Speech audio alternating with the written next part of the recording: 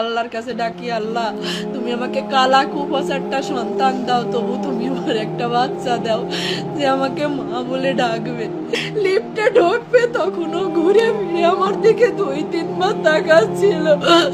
আমার ওই তাকানো এখনো চোখে ভাসতেছি। অনেক আল্লাহর কাছ থেকে চেয়ে না সন্তান আমার যখন বিয়ে হয় আমার ছেলে মেয়ে হতো না। 8-10 বছর ধরে ছেলে মেয়ে হয়নি। অনেক কষ্ট করছি আমি, অনেক কথা শুনছি মানুষের। মানুষ যা খাতি আমাকে বলছে আমি তাই খাইছি, তারপরেও কোনো সময় আমার ছেলে মেয়ে হয়নি।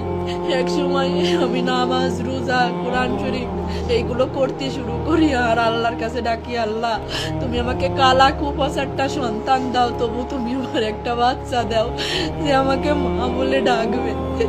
ডাক্তার কবিরাজ দেখাতে দেখাতে আমার সিনথিয়া আমার বিয়ের 9 বছর পরে গিয়ে সিনথিয়ার যখন 4 বছর বয়স আমার আবার অভাব হয় না, আমি আবার চেষ্টা করি, তখন আমার রাইসা মনে আমার পিঠে আসে।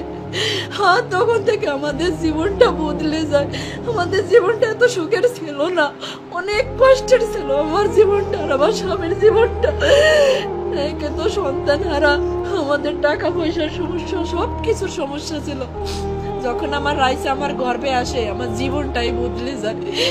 আমার রাইসা যখন জন্ম নেয় তখন ওর আব্বু ব্যবসা শুরু করে। আজ ওর বাবা ব্যবসায়ী, প্রতিষ্ঠিত ব্যবসায়ী, কিন্তু আমার বাকি নাই। আমার লক্ষ্মী মেয়ে বুড়োই গেছে। আমার লক্ষ্মী রে তো আমি বলবো না, আমার ওইটুকু লক্ষ্মী। 8 বছর বয়স শেষ হয়ে 9 বছর চলতেছে।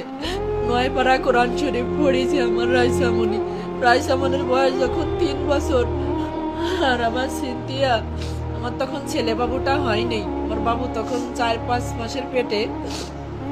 উমরা করতে গেছিলাম আমরা অল পরিবার, আমার হাজব্যান্ড আমার বাচ্চাদেরকে নিয়ে। আমার রাইসামনি সেই উমরা হজের ছবিও আছে। আমার রাইসামনিরে হজ করায় নিয়ে আসছে। আমি আল্লাহর উপরে বলছিলাম, যখন ওরে পাওয়া যায়নি আমি বলছিলাম, আল্লাহ আমার সন্তান খুঁত হয়ে থাকুক, তবু তুমি আমার কাছে জীবিত ফিরেই দাও। আমি আবার আমার পাখিরে সম্পদ বেশি হলিও উমরা করাতে নিয়ে যাব, আবারও আমার পাখিকে আমি হজ করাতে নিয়ে যাব। কিন্তু আমার পাখি আর ফিরে আসেনি।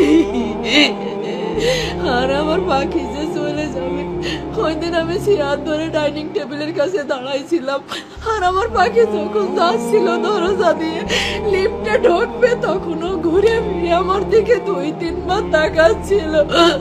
আমার ওই তাকানো এখনো চোখে ভাসতেছে।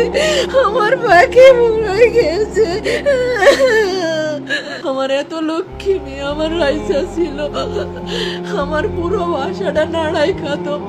আমার সিনথিয়া আর আমার রাফসান এত দুষ্টুমি করে না আর এত চঞ্চল। আমার রাইসা অনেক চঞ্চল মেয়ে ছিল।